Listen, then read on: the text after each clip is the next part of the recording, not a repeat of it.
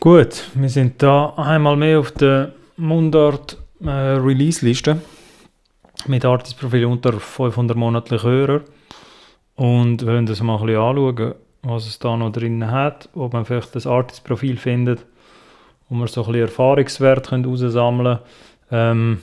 Ich mache jetzt die Episoden oder Folgen relativ ohne Skript, Freestyle, schaue einfach mal in etwas rein, ohne dass ich das vorher gross geplant hätte. Von dem her könnten wir uns mal da etwas vom April noch anschauen.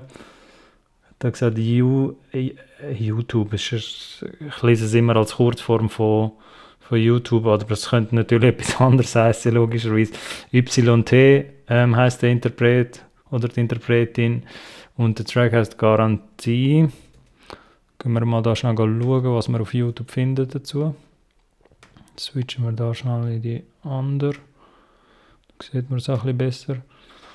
Okay, der gute YT, je nachdem wie man das ausspricht, oder die gute, das ist ein Herr, der hat gerade mit einem Musikvideo gestartet gehabt. Das war vorletzte Woche oder letzte Woche. Auch relativ vorbildlich, dass man das gerade mit Musikvideo macht. Sehr gut. Hat auch einen YouTube-Channel, so wie es aussieht, wo schon ein paar Subs hat. Genau, wenn man da auf Videos nämlich geht. Hat schon fleissig aufgeladen. Okay, seit 8 Jahren schon am Aufladen. Sieht man da. Was sicher so ein bisschen Respekt kannst geben, natürlich, Props kannst geben, dass man so lange dran bleibt. Und es gibt immer noch aktuelle Uploads, das ist natürlich super. Weil mich teilweise ein paar Leute gefragt haben, zu gewissen Stories, die ich gemacht habe, wie man auf YouTube herausfinden kann, ob halt die aktuellsten Songs connecten mit den Leuten oder nicht. Es gibt halt dort nicht eine einheitliche Lösung bzw. einen Approach, aber ich kann euch mal einen von den verschiedenen Faktoren zeigen, wo bei mir reinspielt, wenn ich mir so YouTube-Channels anschaue, um ein bisschen herauszufinden, okay, vor allem jemand jetzt wie in diesem Beispiel, wo halt seit längerem schon aufladet, seit mehreren Jahren, also seit 8 Jahren ist es her, der allererste Upload, und ich jetzt würde wissen, okay, wie aktuell ist der YouTube-Channel oder die 370 Subs, wo ihr da seht, sind die eher aus einer alten Zeit, stammen die eher vor 4, 5, 6 Jahren oder sind die eher aus einer aktuelleren Zeit? Und was man da jetzt machen kann, das ist ein Approach von vielen, sage ich jetzt einmal. Es gibt noch andere Möglichkeiten, wie man einen YouTube-Channel richtig abchecken kann, so aus einer professionellen Musikmarketing-Sicht. Aber was ich gerne mache, ist, ich gehe da unter grösste Beliebtheit. So. Und grösste Beliebtheit tut nicht ganz 1:1 wie die most popular tracks auf Spotify und auf Apple Music, aber man kann ähnliche Schlüsse daraus ziehen. Es verhält sich nicht 1:1 gleich, weil offensichtlich, wie ihr da seht, sind gewisse ältere Sachen, die vor 5 Jahren entstanden sind. Da sehen wir einen Upload vor 5 Jahren, vor 4 Jahren, vor 8 Jahren, vor einem Jahr, sind zuoberst oben, weil die am meisten most watched sind, also am meisten Views generiert haben über all die Jahre. Jetzt liegt es aber an ihm, das ist jetzt wie so seine Verantwortung, dass umso stärker die neuen Songs ankommen, beziehungsweise die auch gepusht werden und kommuniziert werden, weil eben Leute tun sich da ein bisschen aus dieser Regel befreien und sagen, ja, das hat alles nur mit der Konsumentenreaktion zu tun, aber verstehen dann nicht, dass gewisse, die jetzt da noch nicht auftauchen unter den Most Watched, also das Aktuellste ist so das vor einem Jahr, Faden gerade, oder Geschichte schreiben auch vor einem Jahr, die restlichen sind alle so irgendwo im Zeitraum zwischen 5, 4 und 6 Jahren passiert, wenn ich da sehe. Und dann, wenn man ganz, ganz aktuell wird sein, also das Beispiel ein bisschen verstehen, das ist alles vor einem Jahr, 7 Jahre, 4 Jahre, 6 Monate. Also das ist so ziemlich einer von der neueren, könnte man jetzt sagen, Uploads, die entstanden ist, sogar mit Musikvideo, was super ist. Sehen wir das da, über mir müssen wir das ein bisschen sehen da. Seht ihr da, der vor 6 Monaten. Jetzt, der ist jetzt im Gesamtkatalog auf YouTube ist der halt noch nicht so weit oben, weil er erst bei 600 Views da ist. Aber es haltet jetzt der YT, also der Interpret da dahinter, halten nichts davon ab, der Biggie Vibe, jetzt in dem Fall das Beispiel, das wir da nennen, der Track da oben, den ihr seht, über mir, dass man den weiter pushen kann, dass der halt irgendwann auch in der obersten Reihe ist, wenn es um die Most Watched geht. So. Und ich sage mal, dort ist nicht jedes Artist-Profil gleich oder YouTube-Channel. Darum kann man das ein bisschen beobachten, dass bei Leuten, bei jungen Musikschaffenden, die halt sehr, sehr aktuelle Subs haben und sehr aktuellen Konsum, sprich Konsum, der so in den letzten 6, 7, 8 Monaten entstanden ist, dass dort damals die neuen Uploads schneller potenziell könnten aufgehen in die Most Watched Reihe, sage ich jetzt einmal. Und das bedeutet jetzt nicht, dass sein Fall da ein bisschen seine Position schlechter ist, aus der er spielt, weil auf eine gewisse Art sollte es auch so sein, dass dann deine all-time greatest Songs sozusagen, dass die natürlich auch immer wieder Views generieren, auch noch eben lang danach, jetzt 4, 5 Jahre danach teilweise, aber es kann gleichzeitig auch der Anspruch jetzt sein von dem YT oder für Leute, die jetzt wollen das selber ein bisschen steuern mit einem eigenen YouTube-Channel, dass man einen von den aktuelleren Uploads, dass man einfach mal die Übung macht, geht mal auf Sortieren nach, dann geht unter grösster Beliebtheit schauen. Klar, ich kann das jetzt nur von außen anschauen, in diesem Beispiel. Ihr habt natürlich die Creator Studio Analytics im YouTube, wo viel mehr Daten noch hergeben. Aber ich kann jetzt da von einem leichten Blick kann ich erkennen, okay, der Bandit, jetzt in dem, nein, das ist der Künstler, aber Phoenix, der Song und It Was All a Dream, muss jetzt nicht heißen, dass die immer noch am meisten Daily Views generieren. Vielleicht jetzt in dem Fall könnte es gut möglich sein, dass einer von denen trotzdem noch am meisten Daily Views generiert.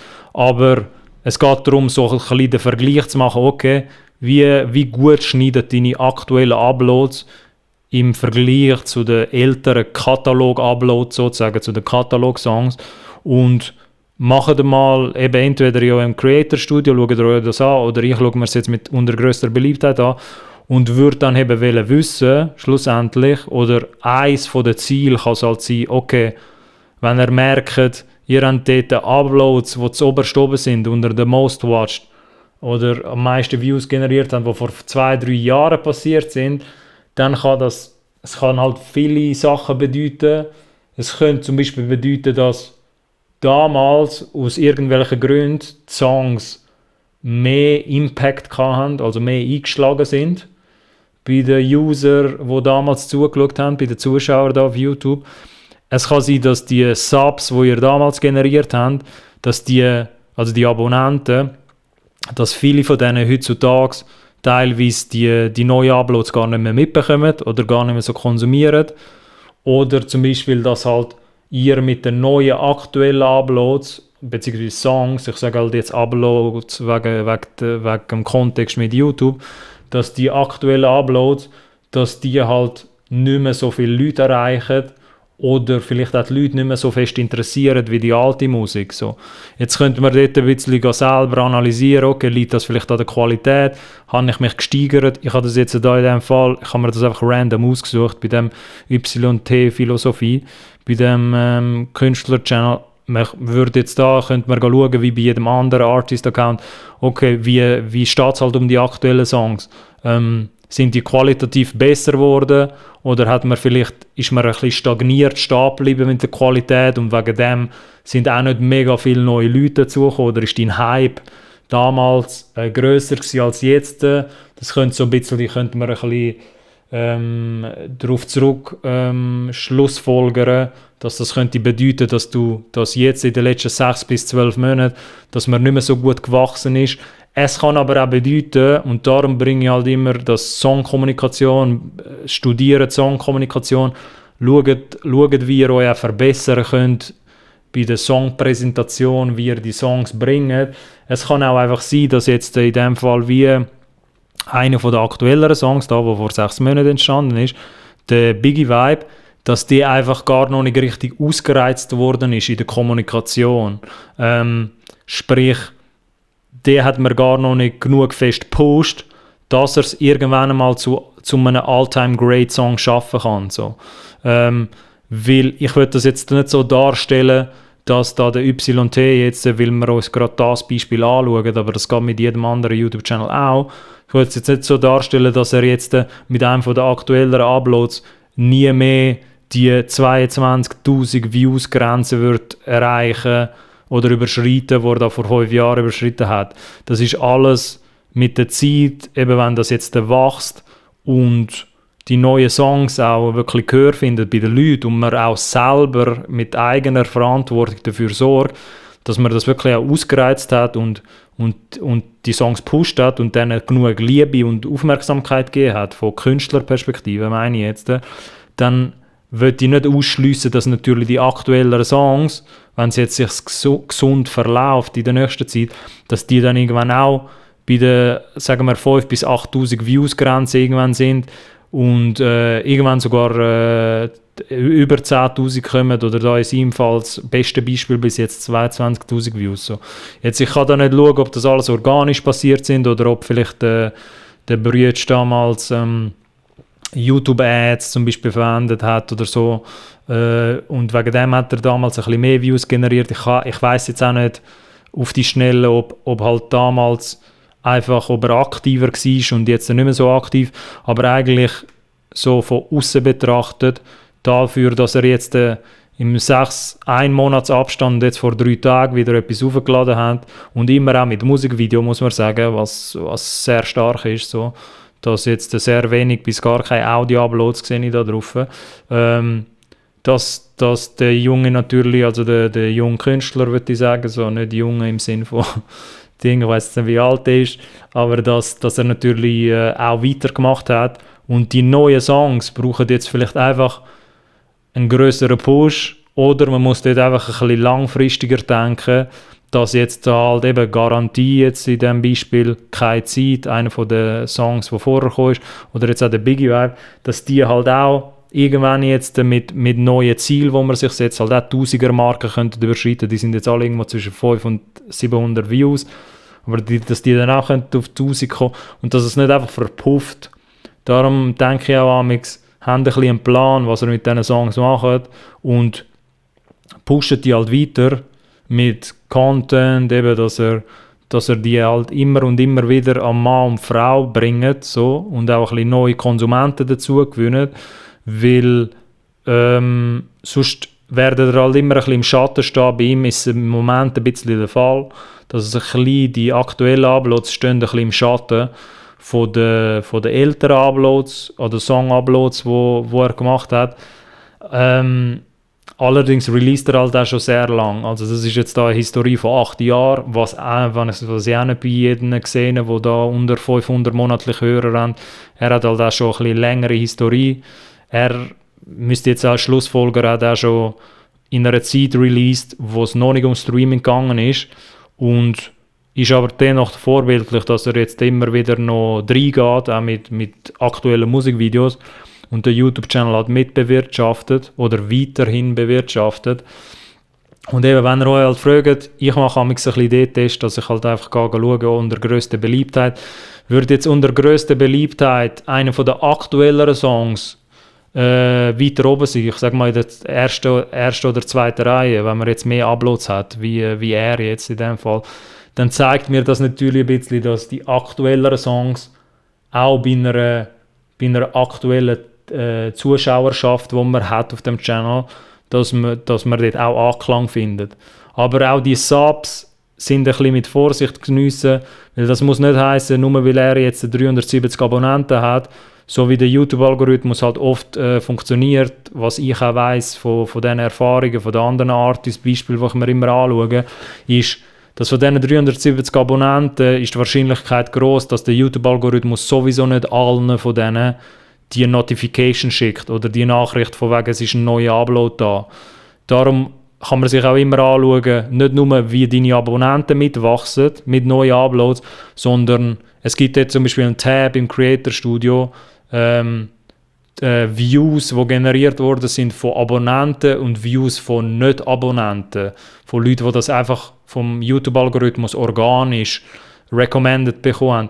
Und ich weiss jetzt da zum Beispiel nicht, ob vielleicht bei ihm ist vielleicht der Anteil von Nicht-Abonnenten, die seine Uploads trotzdem schauen und konsumieren und abfeiern, ist vielleicht grösser, kann vielleicht 60-70% sein und gewisse von diesen Abonnenten sind vielleicht noch aus einer vergangenen Zeit, weil halt, wie ihr da seht, eben auch schon der YT da vor 8 Jahren schon aufgeladen hat, dass es halt auch seine Challenge jetzt ist oder die Herausforderung, da neue Abonnenten an den Start zu bekommen und den Channel wie so einfach ein bisschen ein neues Leben reinzuhauchen, sage ich jetzt einmal so.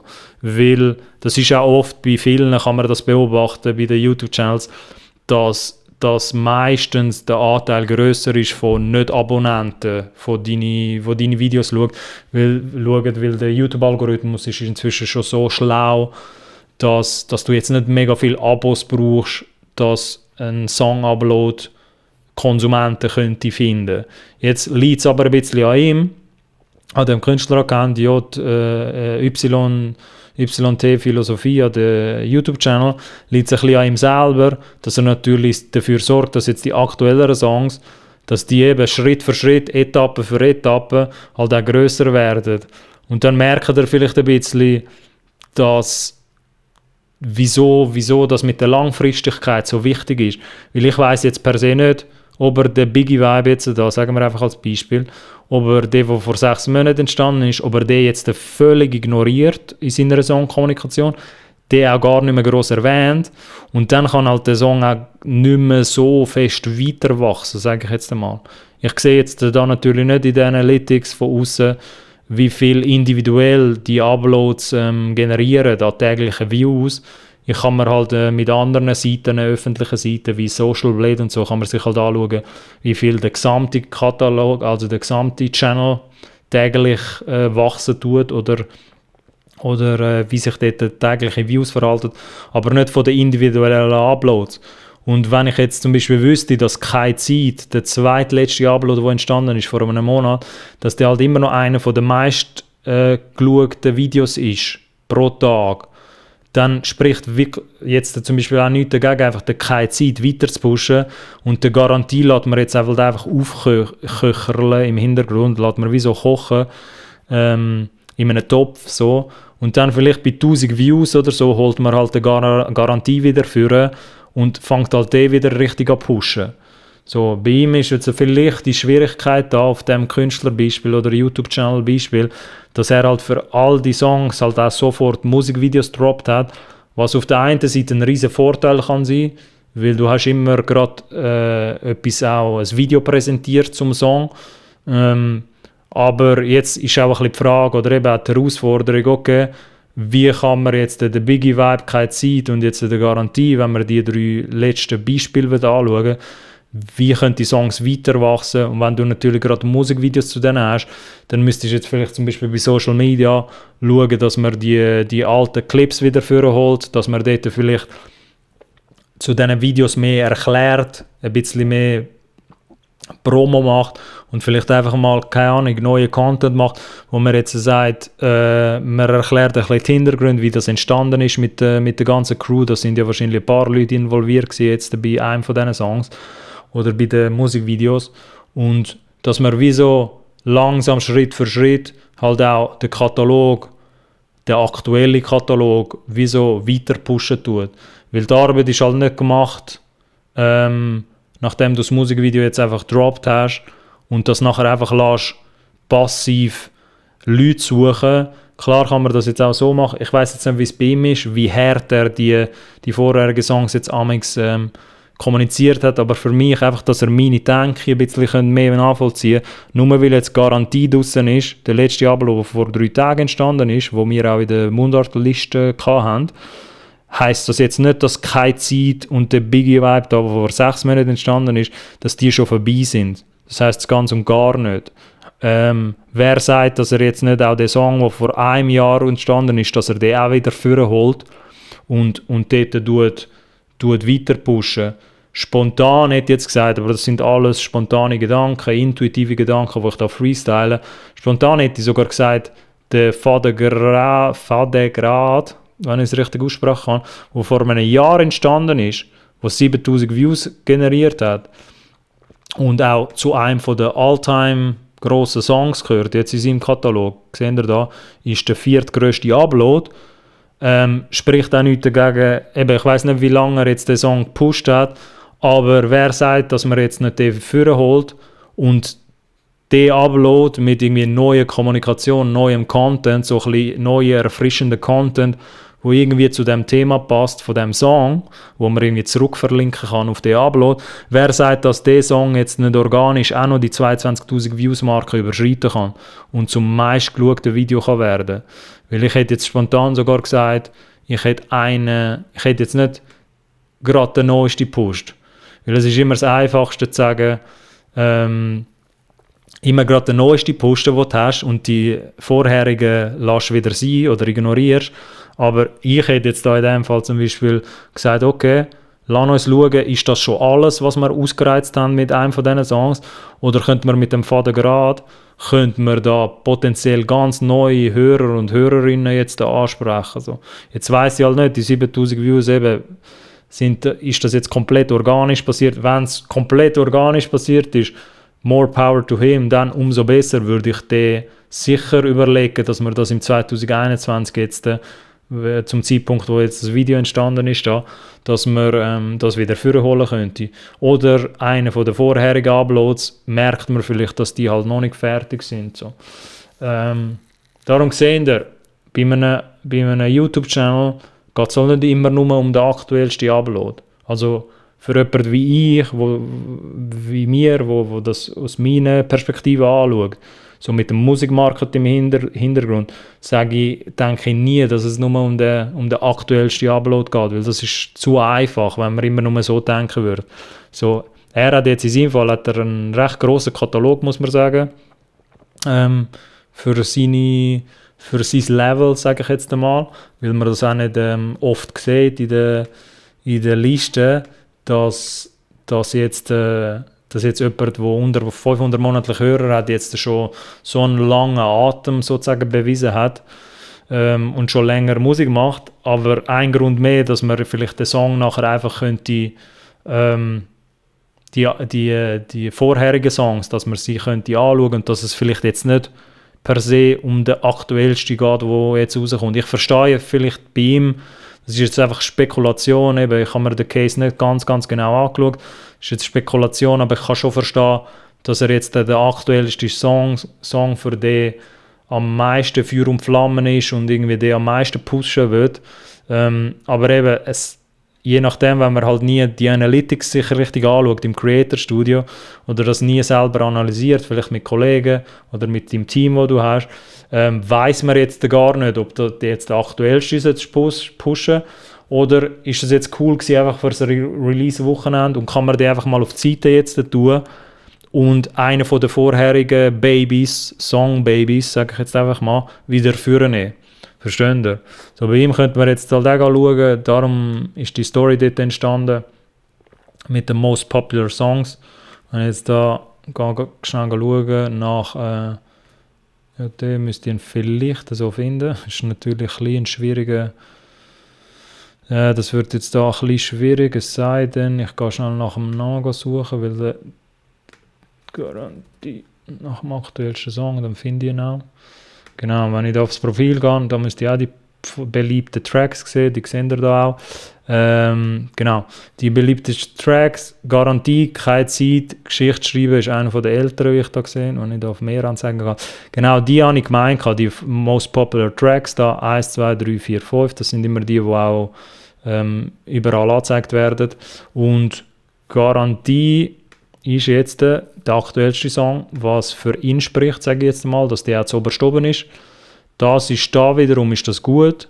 Sprich, da ist das relativ gesund, wenn ich das jetzt von außen betrachte, dass jetzt der Song, vielleicht hat er jetzt noch nicht die 1000er-Marke überschritten, so, ist halt noch ganz am Anfang der Song, aber dass es schon mal zu oberst ist, bei den Beliebten zeigt, dass da die aktuellen Hörer und Hörerinnen von Spotify auf seinem Spotify Artist Channel, dass die da schon auf den Song gestoßen sind, weil wäre der Song jetzt noch nicht so angekommen, wäre er halt viel weiter unten. Aber ankommen jetzt in dieser Definition ist ein bisschen relativ, weil der Song ist erst seit 4 Tagen draussen. Also es hat noch unglaublich viel Luft nach oben, eben, wenn wir uns jetzt die nächsten 2, 3, 4 Monate anschauen, was der jetzt da könnte erreichen, so. Nur weil er da jetzt unter den meistbeliebten ist, weil er vielleicht auch noch geshared worden ist über WhatsApp, whatever, heisst das ja noch nicht, dass er nachher auch noch einer der meist gestreamten wird. Aber das spricht schon mal für den Song. Dann als zweites sehen wir da keine Zeit. Wenn man da vergleicht mit dem YouTube, ist das auch der vorherige Song-Release gewesen. Dann Geschichte schreiben ist schon ein älterer, wo man da jetzt unter den Beliebten sieht. Genau, das ist vor einem Jahr entstanden, wie man da jetzt sieht, auf dem YouTube. Und eben jetzt auch für keine Zeit, weiss ich jetzt halt nicht, inwiefern er das jetzt gepusht hat, jetzt in diesem Artist-Beispiel, aber auch spricht jetzt nichts dagegen, dass man halt einfach keine Zeit auch noch könnte weiter pushen. Oder vielleicht, ich habe mir den jetzt nicht angehört, den Biggie Vibe, kann man auch selber machen, die Übung, für die das jetzt da sehen. Vielleicht passt jetzt der Biggie Vibe mega in den Sommer rein, also den kommenden Sommer, und kann man jetzt für den Sommer wieder vorholen. Darum dort merkt ihr vielleicht ein bisschen, wenn ich dann am Kommunizieren bin, über Moods oder verschiedene Stimmungen ansprechen von deinen Konsumenten oder deinen Supporter, die deine Songs hören, dass jetzt vielleicht eben, wenn jetzt der Biggie Vibe ein bisschen einen summerigen Mood hat, so, ich weiß es jetzt per se nicht, aber wenn wir jetzt einfach theoretisch gehen, das könntest du sagen, okay, eines der Ziele könnte sein, dass jetzt im Sommer, in der Sommerphase, in diesen 3-4 Monaten, dass man den wieder aufschaffen tut und dass man die 1170 Streams, die halt auch noch nicht sehr viel sind, so, dass man die erhöhen kann mit der Zeit, weil man den Song jetzt wieder vorholt. So. Er wird jetzt wahrscheinlich halt mit dem Garantietrack beschäftigt sein, was nichts Falsches ist, aber vielleicht versteht ihr jetzt ein bisschen, wie ich das halt damals anschaue, wenn ich mir jetzt so Artist-Profil aus der Distanz anschaue oder auf was ich dann so ein bisschen achte. Es gibt natürlich noch viel, viel mehr, auf was man irgendwie achten kann. Aber da sehen wir jetzt, wenn man auf Apple Music wiederum geht, einfach als letztes Beispiel, und da unter den Top-Titel, sehen wir zum Beispiel, dass da unter den Top-Titel einer von 2015 ist. Ich muss jetzt schnell schauen, ob man das sieht. Das sehen wir natürlich nicht so gut, weil die Ansicht da ein bisschen schwieriger ist. Aber da, genau. Wenn wir da schnell verschieben ein bisschen, dann sehen wir das auch ein bisschen besser. Genau, abschliessend. Also bei Apple Music sehen wir da unter den Top-Titel ein Track namens Phoenix von 2015, dann einer von 2019, nochmal einer von 2019 und jetzt Garantie ist da erst in der zweiten Reihe, und umso weiter er führen geht, umso mehr zeigt mir das auch, dass der YT jetzt, der Interpret da dahinter, dass er vielleicht ab und zu mal auch auf sein Apple Music Profil hingewiesen hat und dort irgendwie auch weitergemacht hat. Das ist jetzt einfach auch wieder Spekulation, so, ich weiß es jetzt nicht, aber es könnte sein, dass jetzt die Wahrscheinlichkeit ist da, dass vielleicht er jetzt noch nicht, in seinem Beispiel hat er jetzt Apple Music noch nicht so gepusht oder den Fokus drauf gehabt und hat sich vielleicht nur immer Spotify und YouTube angeschaut in der Vergangenheit, und so Sachen zeigen sich dann ein bisschen, dass unter den Top-Titel da bei Apple Music ist jetzt der aktuellste Song ist nicht so oberst, der kann natürlich noch dort anwachsen.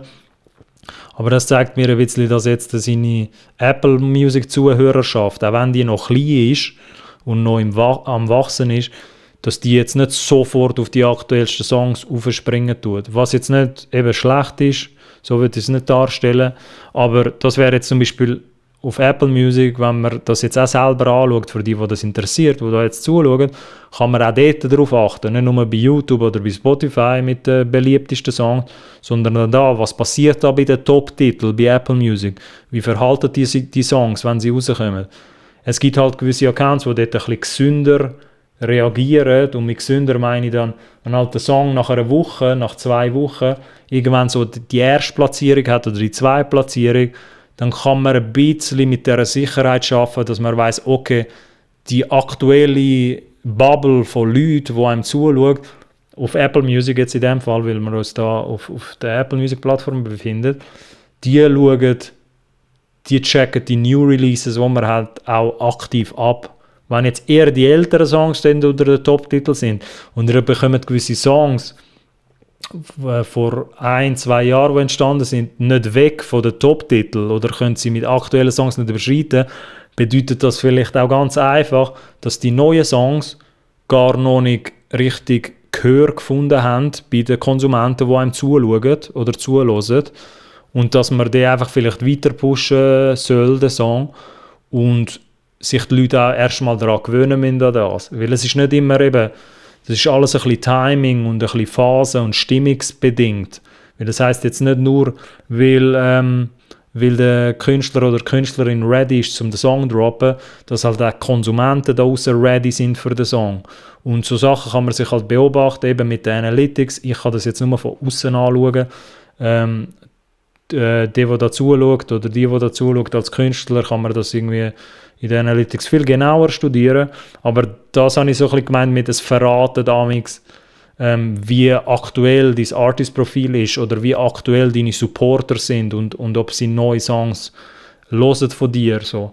Da kann man wie so ein bisschen noch, dann zeigt mir halt jetzt in dem Fall, dass man Garantie jetzt der aktuellste Song, dass man den auf Apple Music noch weiter könnte pushen, dass die halt dann auch irgendwann einer von den Top-Titeln wird und am meisten gestreamt wird, gerade im aktuellen Moment. Oder wie auch jetzt beim Spotify-Beispiel, dass man da jetzt anschaut, okay, easy, wie verhaltet sich jetzt der aktuelle Track in Zukunft und bedeutet das vielleicht, dass man einen von den vorherigen Tracks, dass man die auch noch steuern und ein bisschen weiter wachsen lassen kann. Weil das ist nicht etwas Fixes, müsst ihr euch vorstellen. Das ist nicht etwas, wo fixiert ist und wo man nie mehr ändern kann. So schaue ich halt Songkommunikation nicht an. Wenn ich halt ein Artist-Profil sehe oder einen Analytics-Zugang habe zu gewissen Künstlern oder Künstlerinnen, gehe ich auch gewisse Check-ups machen, so gewisse Eigenprüfungen, die ich dann irgendwie entwickelt habe in meinem Kopf in all diesen Jahren. Und gehe aber auch dann immer schauen, okay, wie konkurrieren die Songs miteinander und wo kann man noch bei gewissen vorherigen Songs, eben ich nenne sie nicht gerne ältere Songs, weil alt und neu gibt es gar nicht im Streaming, das sollte man einfach ein bisschen verstehen oder können nachvollziehen. Es gibt halt vorherige Songs, wo in deinem Katalog schon sind, aber so nicht alt und neu Unterschied ist irgendwie alles ein bisschen relativ. Und ich würde mir dann auch anschauen, okay, die vorherigen Songs, wie streamen die noch? Sind die irgendwie noch recht auf einem höheren Niveau aktiv am Streamen? Für deine Verhältnisse, je nachdem, wie gross du bist jetzt mit deinem Künstlerprofil. Und kann man die irgendwie noch mehr ausreizen? Kann man die noch mehr vorholen?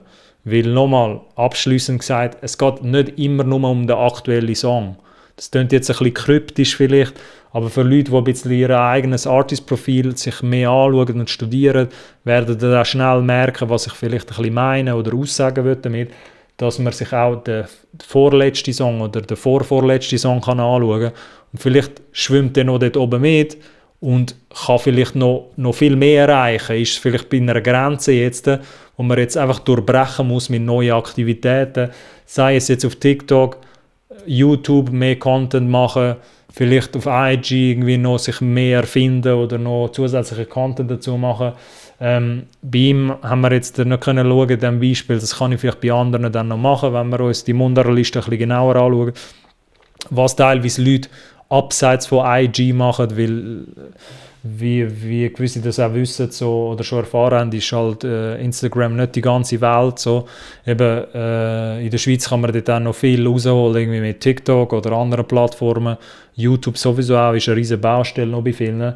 Dass man sich einfach anschauen kann, okay, wie kann man die Songs, auch vorherige Songs, wie kann man die halt weiter schaffen und wie kann man die wie so neu aufleben lassen. Weil vor allem jetzt, wenn zum Beispiel der Sommer kommt, nehmt euch das jetzt einfach als Inspiration, bevor das Video endet. Also sagt, okay, geht euch einen Katalog an, schaut ganz pragmatisch und schaut euch an, welches ist der Song, wo ich jetzt in dieser Sommerphase pushen. Sagen wir jetzt in den kommenden Monaten, bis irgendwie, also in den kommenden 3-4 Monaten, welches ist der idealste Song jetzt, wo eher so, wo vielleicht mehr Spass macht, wo jetzt nicht so mega der Depri-Sound ist oder je nachdem, alles, was ihr so assoziiert mit Sommer, jeder hat so ein bisschen dort einen anderen Geschmack. Aber das ist jetzt einfach ein Beispiel von vielen, wo man könnte irgendwie machen, eine Übung. Und vielleicht merkt ihr, das ist vielleicht nicht der aktuellste Song, den ihr jetzt gedroppt habt. So. Klar, es wäre jetzt fair, wenn ihr würdet sagen, vielleicht kommt der Song erst, den ihr jetzt im Sommer pushen wollt, zum Zeitpunkt, wo ihr das jetzt schaut. Aber vielleicht ist es ein Song, den ihr vor 6, 7, 8 Monaten gedroppt habt, wo ihr jetzt holen könnt. Darum merkt ihr dort ein bisschen Katalogmanagement, ein bisschen mehr in die Richtung arbeiten und ein bisschen mehr überlegen, okay, wo kann ich meine vorherigen Songs, wo kann ich die noch einsetzen? So. Oder sollte ich mit dem aktuellen Song, der jetzt gerade der aktuellste ist, der erschienen ist, sollte ich mit dem weiterfahren? So. Genau, aber beim nächsten Mal schauen wir uns sicher nochmal die Mundart-Release-Liste an und schauen uns ein bisschen an, was es noch für Beispiele gibt, von denen wir lernen können. Von dem her, Peace out und bis zum nächsten Mal.